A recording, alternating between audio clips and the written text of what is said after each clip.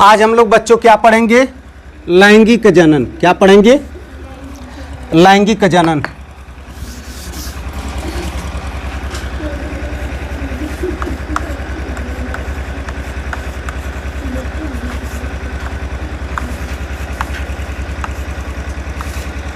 Sexual reproduction.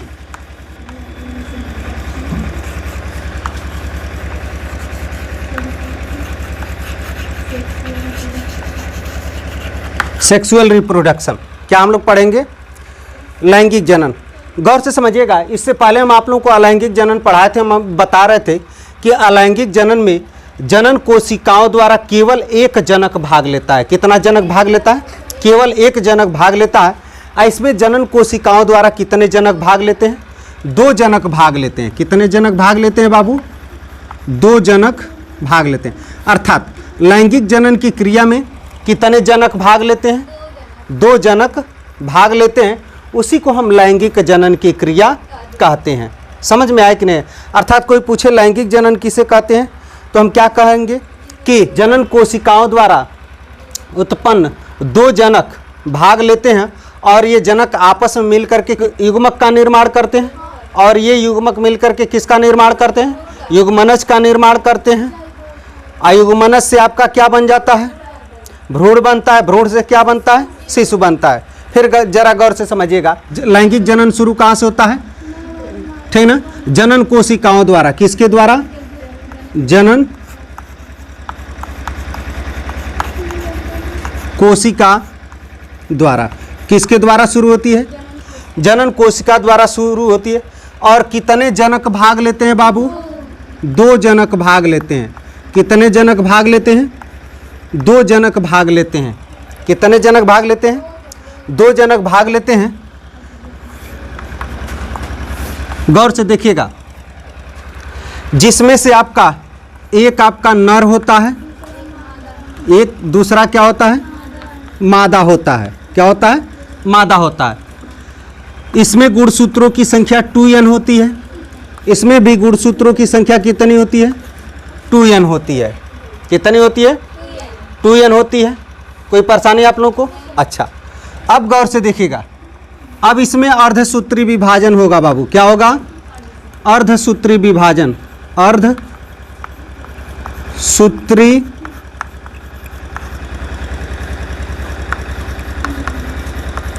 विभाजन होगा। और जब अर्धसूत्री विभाजन होगा तो ये आपका क्या बन जाएगा? नर युग्मक बन जाएगा। ये आपका नर युग्मक बन जाएगा। और ये आपका क्या बन जाएगा? मादा युग्मक बन जाएगा। क्लियर हो गया? अब यहाँ आपके गुणसूत्रों की संख्या देखिए, अर्ध हुआ है मतलब आधा हो जाएगा। गुणसूत्रों की संख्या n। यहाँ भी गुणसूत्र की संख्या कितनी रह जाएगी बाबू? n रह जाएगी। क्लियर हो गया? अब इनके बीच गौर से देखिएगा, संलयन होगा। क्या होगा? जिसे हम निषेचन कहते हैं। क्या कहते हैं? संलयन। क्या होगा? संलयन, जिसे हम किस नाम से जानते हैं बाबू? निषेचन के नाम से जानते हैं। निषेचन होगा। तो निषेचन होकर के क्या बन जाएगा आपका? बोलिएगा। युग्मनज। क्या बन जाएगा? युग्मनज बन जाएगा। क्लियर हो गया?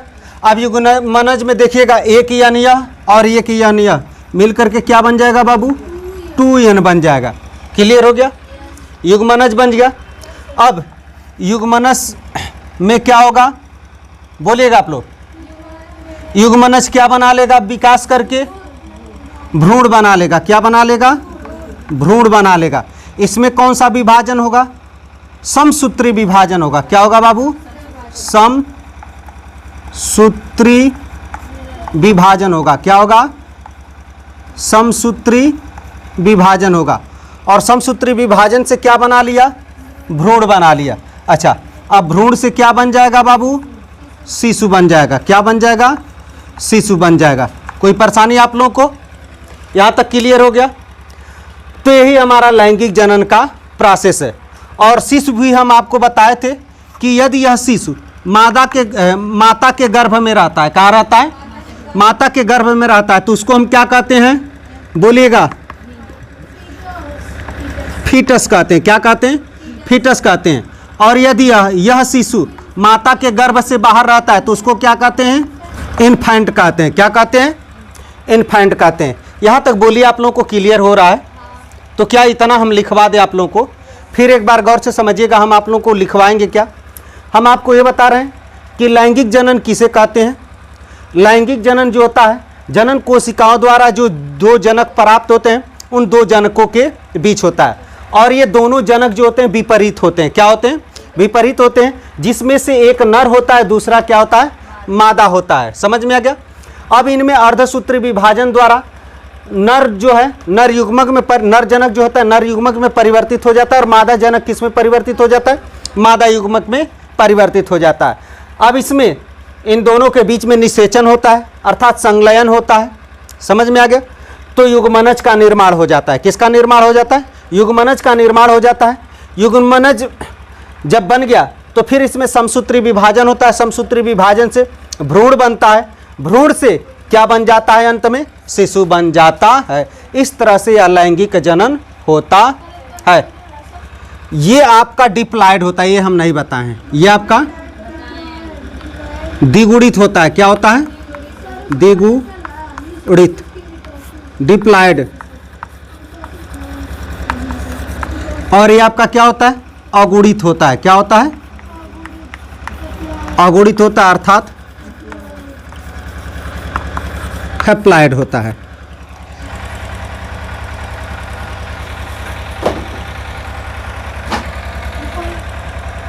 इसको मिटा दें।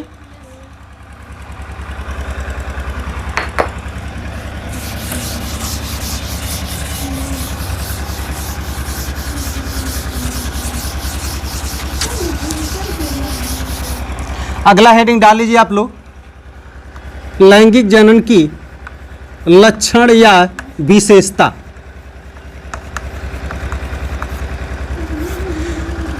गौर से समझिएगा, लैंगिक जनन की क्या विशेषता या लक्षण है। लैंगिक जनन की निम्नलिखित विशेषता या लक्षण है, जिसमें से नंबर 1, इसमें दो जनक भाग लेते हैं। कितने जनक भाग लेते हैं बाबू? 2 जनक भाग लेते हैं। कितने जनक भाग लेते हैं? 2 जनक भाग लेते हैं। दूसरा पॉइंट क्या होगा बाबू? इसमें एक जनक आपका नर युग्मक होगा, दूसरा जनक आपका क्या होगा? मादा जनक होगा, जिसमें से एक आपका क्या होगा? नर युग्मक, दूसरा आपका क्या होगा? मादा युग्मक होगा। क्या होगा? मादा युग्मक होगा। क्लियर हो गया? तीसरा विशेषता क्या होगा? तीसरा विशेषता इसका यह होगा कि इसमें अर्धसूत्री विभाजन होगा। कौन सा विभाजन होगा बाबू?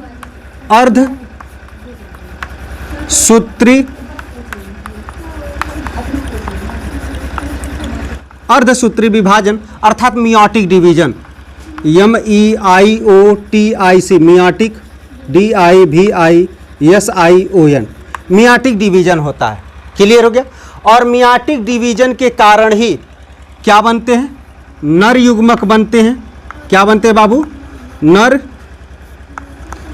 युग्मक तथा मादा युग्मक बनता है। किसके कारण बनता है? मियोटिक डिवीजन के कारण, अर्थात अर्धसूत्री विभाजन के कारण ही नर युग्मक तथा मादा युग्मक बनता है। समझ में आ गया कि नहीं आ गया? अब समझिएगा, ये नर तथा मादा युग्मक ना आपस में निषेचित होंगे। क्या होंगे? निषेचित होंगे, अर्थात इनका संलयन होगा। क्या होगा? संलयन होगा। तो ये लोग क्या बना लेंगे बाबू? जाइगोट बना लेंगे। क्या बना लेंगे? जाइगोट बना लेंगे। क्या बना लेंगे? जाइगोट, जिसकी हिंदी क्या होती है? युग्मनज बना लेंगे। क्लियर हो गया? फिर यह युग्मनज विकास करके क्या बना लेगा? भ्रूण बना लेगा। क्या बना लेगा? भ्रूण बना लेगा। और भ्रूण फिर विकसित होकर के क्या बना लेगा बाबू? बोलेगा आप लोग, शिशु बना लेगा। क्या बना लेगा? शिशु बना लेगा। यही इसकी विशेषता है। यहाँ तक क्लियर हो रहा है? फिर गौर से एक बार समझिएगा, तब हम आगे बढ़ रहे हैं। हम आपको बता रहे हैं कि लैंगिक जनन की निम्नलिखित विशेषताएं हैं। नंबर 1 विशेषता यही है, इसमें 2 जनक भाग लेते हैं। कितने जनक भाग लेते हैं? 2 जनक भाग लेते हैं। एक जनक आपका नर युग्मक होता है, दूसरा जनक आपका मादा युग्मक होता है। इसमें अर्धसूत्री विभाजन होता है। अर्धसूत्री विभाजन के कारण ही नर युग्मक और मादा युग्मक प्राप्त होते हैं। अब ये नर युग्मक और मादा युग्मकों के बीच क्या होता है? संलयन होता है, अर्थात निषेचन होता है। निषेचन के फलस्वरूप क्या बनता है? जाइगोट बनता है, अर्थात युग्मनज बनता है। अब ये युग्मनज से क्या बनेगा? भ्रूण बनता है, और भ्रूण से किसका विकास होता है? शिशु का विकास होता है। यहां तक क्लियर हो गया। अब अगला पॉइंट सुनिएगा, यह जो लैंगिक जनन होता है ना, यह उच्च कोटि के जंतुओं तथा पादपों में होता है। किसमें होता है? उच्च कोटि के जंतुओं तथा पादपों में होता है। किसमें होता है? उच्च कोटि के जंतुओं तथा पादपों में होता है। क्लियर हो गया? यानी लैंगिक जनन की क्रिया किसमें होती है? उच्च कोटि के जंतुओं तथा पादपों में होती है। अगला पॉइंट सुनिएगा बच्चों, अब यदि नर तथा मादा जनन अंग, क्या? नर तथा मादा जनन अंग एक ही जीव पर उपस्थित होते हैं। क्या होते हैं? एक ही जीव पर, अर्थात नर तथा मादा जनन अंग एक ही जीव पर उपस्थित हो। किस पर उपस्थित हो? एक ही जीव पर। आज जब एक ही जीव पर उपस्थित हो तो इसको हम द्विलिंगी कहते हैं। क्या कहते हैं बाबू? द्विलिंगी कहते हैं। क्या कहते हैं? द्विलिंगी कहते हैं, अर्थात बाइसेक्सुअल कहते हैं। क्या कहते हैं? बाइसेक्सुअल कहते हैं। क्लियर हो गया? अर्थात नर तथा मादा जनन अंग दोनों किसी एक ही जीव पर उपस्थित होते हैं तो उसे बाइसेक्सुअल कहते हैं, अर्थात द्विलिंगी कहते हैं। जैसे केचुआ जोंक। क्या बाबू? केचुआ जोंक, ठीक ना? इन पर नर जननांग तथा मादा जननांग एक ही पर होता है। इस पर भी नर तथा मादा जननांग एक ही पर होता है।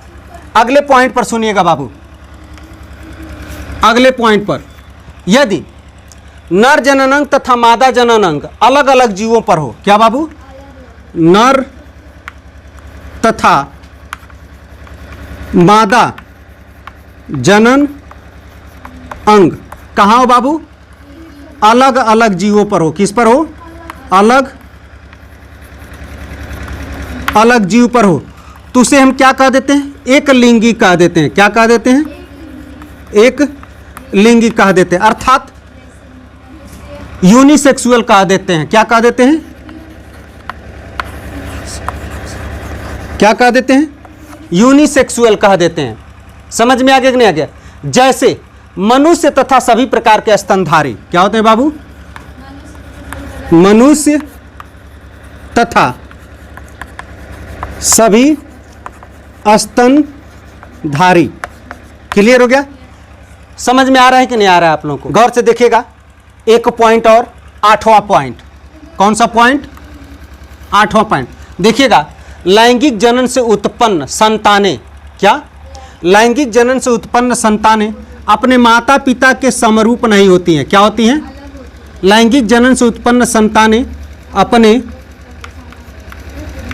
माता पिता से पूर्णतया समरूप नहीं होती हैं। पूर्णतया समरूप अर्थात समान। क्या?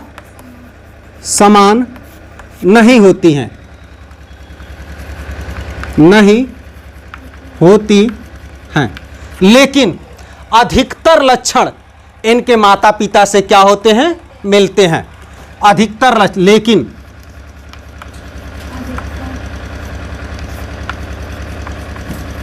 अधिकांश लक्षण समान होते हैं, समान होते हैं। फिर गौर से इस पॉइंट को समझिएगा बाबू, हम क्या बोल रहे हैं? हम आपको ये बोल रहे हैं कि लैंगिक जनन से जो संतानें उत्पन्न होती है ना, वह अपने माता पिता से पूर्णतया समान नहीं होती, अर्थात अपने माता पिता के समान पूरी तरह से नहीं होती हैं। लेकिन उनके अधिकांश लक्षण जो होते हैं उनके माता पिता से मिलते हैं।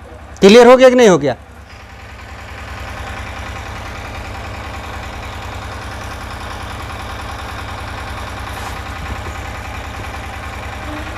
मिटा दें, चलिए मिटा रहे हैं।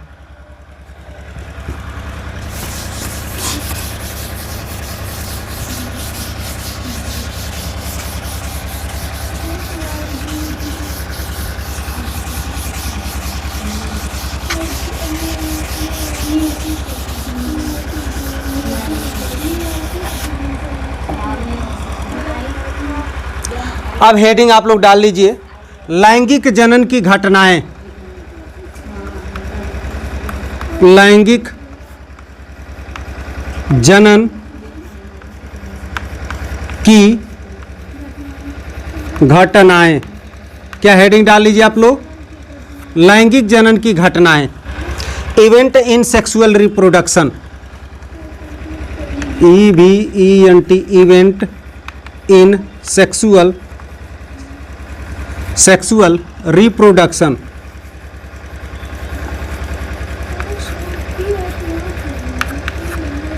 गौर से समझिएगा, लैंगिक जनन की प्रमुख 3 घटनाएं हैं। कितनी घटनाएं हैं? 3 घटनाएं हैं। एक आपका है निषेचन से पूर्व घटना, निषेचन से पूर्व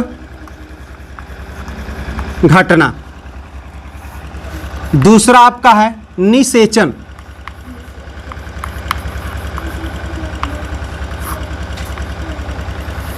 तीसरा आपका है निषेचन के बाद घटना, यानी निषेचन पश्चात घटना। निषेचन पश्चात घटना। गौर से समझिएगा, लैंगिक जनन की जो घटनाएं होती हैं वो लैंगिक जनन की 3 घटनाएं होती हैं, यानी लैंगिक जनन 3 चरणों में पूर्ण होता है। कितने चरणों में पूर्ण होता है? 3 चरणों में पूर्ण होता है, जिसमें से पहला चरण होता है आपका निषेचन से पूर्व की घटना, दूसरा आपका होता है निषेचन, तीसरा होता है आपके निषेचन पश्चात घटना। समझ में आ गया? निषेचन पूर्व घटना किसे कहते हैं? यानी निषेचन से पहले की जो भी घटनाएं होती हैं उसी को हम निषेचन पूर्व घटना कहते हैं। क्या कहते हैं? निषेचन से पूर्व की जो भी घटनाएं होती हैं उसे हम क्या कह देते हैं? निषेचन पूर्व घटना कह देते हैं। और निषेचन के समय जो घटनाएं घटती हैं अर्थात उसी को हम निषेचन कह देते हैं। समझ में आ गया? अब आइए, अब निषेचन तो हो गया, अब निषेचन के बाद जो घटना घटित होती है उसी को हम निषेचन के बाद की घटना कहते हैं, अर्थात निषेचन पश्चात घटना हम लोग कहते हैं। यहाँ तक समझ में आया? अब चलिए थोड़ा सा और आगे बढ़ते हैं। अब गौर से समझिएगा, निषेचन पूर्व घटना में 2 प्रकार की घटनाएं आती हैं। कितने प्रकार की घटनाएं आती हैं? 2 प्रकार की घटनाएं आती हैं। एक को हम युग्मक जनन कहते हैं। क्या कहते हैं? युग्मक जनन, युग्मक जनन कहते हैं। क्या कहते हैं? युग्मक जनन कहते हैं। और दूसरे को हम युग्मक स्थानांतरण कहते हैं। क्या कहते हैं? युग्मक स्थानांतरण कहते हैं। क्या कहते हैं? युग्मक स्थानांतरण कहते हैं। कोई परेशानी आप लोग को यहाँ तक? बोलिएगा। एक को क्या कहते हैं? युग्मक जनन कहते हैं और दूसरे को क्या कहते हैं? यानी निषेचन से पूर्व की घटना, यानी निषेचन से पहले की जो घटना होती है उसी को हम निषेचन पूर्व घटना कहते हैं। और निषेचन से पहले 2 ही घटनाएं होती हैं, एक आपका युग्मक जनन होता है, दूसरा आपका क्या होता है? युग्मक स्थानांतरण होता है। समझ में आया कि नहीं आ गया? तो युग्मक जनन किसे कहते हैं हम इसको जान लें। आज मातृकोशिका में, किसमें बाबू? मातृकोशिका। किसमें? मातृकोशिका अर्थात पैरेंट सेल। Parent cell. मातृकोशिका में कौन सा विभाजन? अर्धसूत्री विभाजन। कौन सा विभाजन? अर्धसूत्री विभाजन। कौन सा विभाजन? अर्धसूत्री विभाजन द्वारा नर युग्मक, क्या बाबू? नर युग्मक तथा मादा युग्मक बनने की क्रिया को ही हम क्या कह देते हैं? युग्मक जनन कहते हैं। क्लियर हो रहा है आप लोगों को? हम आपको क्या बता रहे हैं? हम आपको ये बता रहे हैं कि युग्मक जनन किसे कहते हैं? मातृकोशिका में अर्धसूत्री विभाजन द्वारा, किसके द्वारा? अर्धसूत्री विभाजन द्वारा नर युग्मक तथा मादा युग्मक बनने की क्रिया को ही हम क्या कह देते हैं? युग्मक जनन कह देते हैं। क्या आप लोगों को इतना समझ में आ रहा है कि नहीं आ रहा है? आ रहा है आप लोगों को? यह युग्मक जनन भी ना 3 प्रकार का होता है। कितने प्रकार का होता है? 3 प्रकार का होता है। समयुग्मकी होता है, समयुग्मकी होता है। दूसरा आपका विषम युग्मकी होता है। क्या होता है? विषम युग्मकी होता है। तीसरा आपका अंड युग्मकी होता है। क्या होता है? अंड युग्मकी होता है। क्लियर हो गया? इसको हम आइसोगैमस कहते हैं। क्या कहते हैं? Isogamous, GAMOUS। इसको हम एन आइसोगैमस कहते हैं। क्या कहते हैं? An isogamous, GAMOUS। इसको हम ओ गैमस कहते हैं, OOGAMOUS, ओ गैमस कहते हैं। क्लियर हो गया? अब जरा समझिएगा, समयुग्मकी किसे कहते हैं? इसमें जो नर तथा मादा युग्मक होते हैं दोनों एक समान होते हैं। क्या होते हैं? एक समान होते हैं, उसी को समयुग्मकी कहते हैं। अर्थात इसमें आकार और आकृति नर और मादा युग्मक का एक समान होगा। आप पहचान नहीं पाओगे कि इसमें कौन नर है और कौन मादा है। इसमें पहचानना बड़ा मुश्किल हो जाता है। समझ में आ गया? और विषम युग्मकी में गौर से समझिएगा, इसमें नर और मादा दोनों का जो आकार और आकार तो समान होगा, लेकिन आकृति क्या होगा? भिन्न भिन्न हो जाएगा। विषम युग्मकी में क्या होगा? नर तथा मादा युग्मक के आकार तो समान होंगे, लेकिन आकृति क्या हो जाएगी? भिन्न भिन्न हो जाएगी। अर्थात एक आकृति में छोटा हो जाएगा और एक आकृति में बड़ा हो जाएगा। इस तरह से हम इसको पहचान लेंगे। अब सुनिए, अंड युग्मकी में क्या होता है? इसमें अंडा जो होता है बड़ा होता है। इसमें भी नर युग्मक और मादा युग्मक होते हैं। तो इसमें जो मादा युग्मक होता है वो बड़ा होता है और नर युग्मक जो होता है छोटा होता है। उसमें पूंछ होती है, अर्थात मोटाइल होता है, चलनशील होता है, जैसे मनुष्य का शुक्राणु। समझ में आ गया? और स्त्री का अंडाणु। ये आप लोगों को समझ में आ गया? अब आइए, अब युग्मक का स्थानांतरण किसे कहते हैं? युग्मक जनन के पश्चात युग्मकों के स्थानांतरण को ही हम लोग क्या कह देते हैं? युग्मक स्थानांतरण कह देते हैं। समझ में आ गया कि नहीं आ गया? तो ये हम लोग समझ गए। अब आइए निषेचन। क्या, किसे निषेचन कहते हैं? अब इसको हम लोग समझ लेते हैं। गौर से समझिएगा, निषेचन हम किसे कहते हैं? नर, क्या बच्चों? नर तथा मादा, क्या बाबू? नर तथा मादा युग्मकों के संलयन को, क्या बाबू? युग्म को के संलयन को क्या कहते हैं? संलयन को ही हम क्या कह देते हैं? निषेचन कहते हैं। अर्थात निषेचन किसे कहते हैं? एक बार फिर गौर से समझिएगा, नर तथा मादा युग्मकों के संलयन अर्थात आपस में मिलने की क्रिया को ही हम क्या कह देते हैं? निषेचन कह देते हैं। निषेचन भी बाबू 2 प्रकार का होता है। कितने प्रकार का होता है? 2 प्रकार का होता है। आपका एक बाह्य निषेचन होता है। क्या होता है? एक आपका बाह्य निषेचन होता है, दूसरा आपका क्या होता है? आंतरिक निषेचन होता है। क्या होता है? आंतरिक निषेचन होता है। बाह्य निषेचन किसे कहते हैं? जो शरीर के बाहर निषेचन होता है उसको हम क्या कह देते हैं? बाह्य निषेचन कहते हैं। और जो शरीर के अंदर होता है उसे हम क्या कह देते हैं? आंतरिक निषेचन कहते हैं। गौर से समझिएगा, बाह्य निषेचन किसे कहते हैं? जो शरीर के बाहर निषेचन होता है उसको हम क्या कह देते हैं? बाह्य निषेचन कह देते हैं। और जो शरीर के अंदर होता है उसे हम क्या कह देते हैं? आंतरिक निषेचन कह देते हैं। इसमें उदाहरण के तौर पे जैसे आपका मछली आ गया। क्या आ गया? मछली आ गया, उभयचर आ गए, शैवाल आ गए, ब्रायोफाइट आ गए,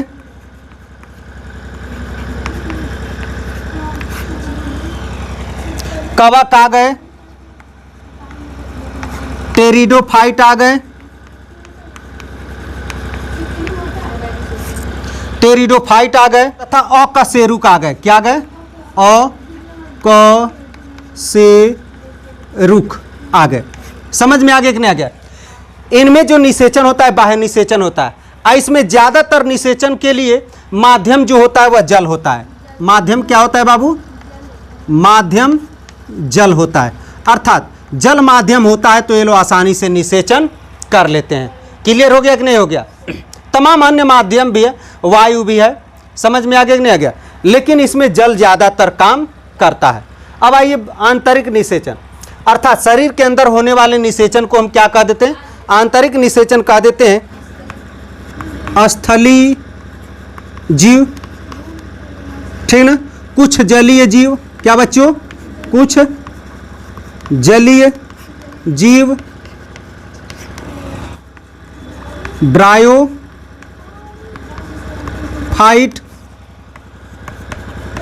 टेरिडोफाइट, आवृत बीजी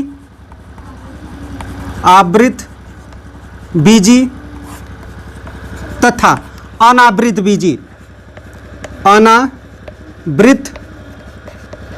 बीजी, ये तमाम पौधे, तमाम ये जीव आपके आएंगे इसमें बाह्य निषेचन में। यहाँ तक बताइए कोई परेशानी आप लोगों को? बोलिएगा, ठीक ना। हाँ, ये दोनों में पाए जाएंगे। मान लीजिए कुछ जीव इसके मिलेंगे जिसमें बाह्य निषेचन होगा, कुछ जीव मिलेंगे इसमें जिसमें क्या होगा? आंतरिक निषेचन होगा। कोई परेशानी आप लोगों को? अब आइए, अब ये तो निषेचन हो गया। अब निषेचन के बाद कौन कौन सी घटनाएं आती हैं? निषेचन के बाद हम जानते हैं कि मान लीजिए नर युग्मक और मादा युग्मक मिलते हैं तो क्या बनता है? युग्मनज। क्या बनता है? युग्मनज। तो ये बताइए क्या ये निषेचन के बाद की घटना नहीं है? अच्छा, युग्मनज के बाद क्या बनता है? भ्रूण बनता है। ये भी आपका निषेचन पश्च घटना है। निषेचन पश्च घटना के बाद तीसरा आपका क्या बनता है? शिशु बनता है। ये भी आपका क्या है? निषेचन पश्च घटना है। इसको हम क्या कहते हैं? भ्रूणोद्भव भी कहते हैं। क्या कहते हैं? भ्रूणोद्भव भी हम कहते हैं। क्या आप लोगों को समझ में आ रहा है इतना? एक बार और समझा दें, फिर गौर से समझिएगा। हम आपको बता रहे हैं लैंगिक जनन की घटनाएं। लैंगिक जनन में 3 घटनाएं घटित होती हैं। पहला निषेचन पूर्व घटना, दूसरा निषेचन, तीसरा निषेचन पश्च घटना। निषेचन से पहले की जो घटना होती है उसे हम निषेचन पूर्व घटना कहते हैं। निषेचन के समय जो घटनाएं होती हैं उसको हम निषेचन घटना या निषेचन कहते हैं। निषेचन के बाद जो घटना घटित होती है उसको हम निषेचन पश्च घटना कहते हैं। क्लियर हो गया? निषेचन पूर्व घटना में क्या होता है? युग्मक जनन होता है। क्या होता है? युग्मक जनन होता है। तो युग्मक जनन किसे कहते हैं? अभी अभी हम बताएं कि मातृकोशिका है। मातृकोशिका के अर्धसूत्री विभाजन से नर युग्मक तथा मादा युग्मक बनते हैं, उसी को हम क्या कह देते हैं? युग्म जनन कह देते हैं। क्या कह देते हैं? युग्मक जनन कह देते हैं। और युग्मक जनन भी 3 प्रकार का होता है। समयुग्मकी, विषम युग्मकी तथा अंड युग्मकी होता है। अब आ जाइएगा, निषेचन किसे कहते हैं? नर तथा मादा युग्मकों के संलयन को निषेचन कहते हैं। अच्छा, इसमें दूसरा आपका आता है युग्मक का स्थानांतरण, अर्थात जो युग्मक यहाँ से बन चुके हैं, युग्मक का जनन हो गया है, उसका स्थानांतरण को ही हम युग्मक का स्थानांतरण कहते हैं। अब आइए, निषेचन किसे कहते हैं? नर तथा मादा युग्मकों के संलयन को अर्थात मिलने की क्रिया को ही निषेचन कहते हैं। निषेचन भी 2 प्रकार का होता है, एक बाह्य निषेचन होता है और एक क्या होता है? आंतरिक निषेचन होता है।